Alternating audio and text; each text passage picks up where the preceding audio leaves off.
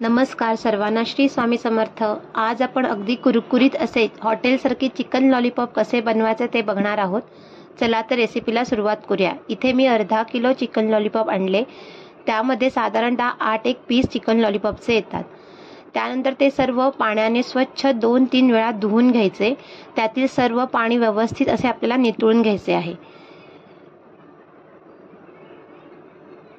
त्यामध्ये आता आपण 1 चमचा आलं लसणाची पेस्ट घालायची, 1 चमचा विनेगर घालायचे, 1 चमचा सोया सॉस घालायचा, अर्धा चमचा तिखट घालायचं, पाव चमचा हळद घालायची, पाव चमचा मीठ घालायचं आणि इथे मी थोडा चायनीज फूड कलर वापरलेला आहे। सर्व सॉस व्यवस्थित लॉलीपॉपला लावून घ्यायचे। त्यानंतर इथे मी 2 चमचे तांदळाचे पीठ घातले, 1 पॅकेट लॉलीपॉपचा मसाला घातला आहे। तांदळाचे पीठ घातल्यामुळे आपले लॉलीपॉप अगदी कुरकुरीत असे होतात।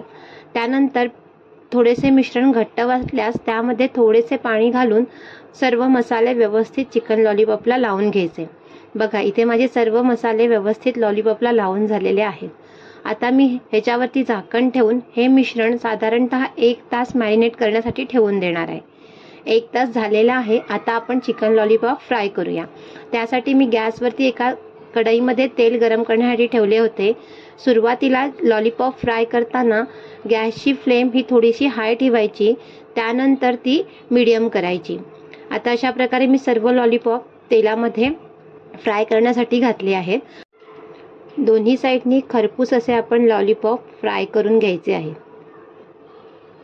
लॉलीपॉप फ्राय करताना गॅस हा मंदच ठेवायचा, त्याच्यामुळे लॉलीपॉप आपले अगदी क्रिस्पी आणि कुरकुरीत असे फ्राय होतात।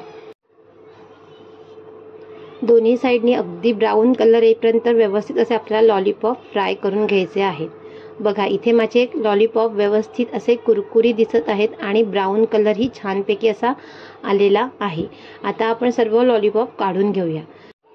तर अशा प्रकारे तुम्ही नक्की लॉलीपॉप करून बघा, अगदी छान आणि कुरकुरीत असे तुमचेही लॉलीपॉप तयार होतील।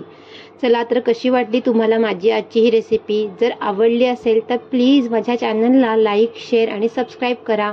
पुन्हा भेटूया अशाच एका नवीन रेसिपीसोबत। तोपर्यंत धन्यवाद।